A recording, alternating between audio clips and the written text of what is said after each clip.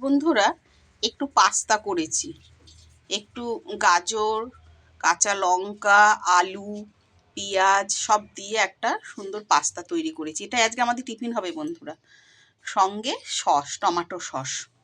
এটা দিয়ে আজকে আমরা টিফিন করব।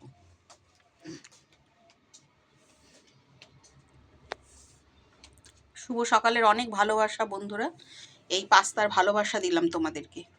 সবাই ভালো থেকো, সুস্থ থেকো। দাও পাস্তা খাও, পাস্তা খেয়ে রিভিউ দাও কেমন খেতে হয়েছে, আর আমার রান্নাটা কেমন হয়েছে একটু বলো, বন্ধুদেরও জানুক যে আমি রান্না বান্না পারি। খাবে না কেন? এই কি কথাবার্তা, আবার জিজ্ঞাসা করে খাচ্ছে। চলো ভিডিও করছি তো তাই মা জিজ্ঞেস করে খাচ্ছে।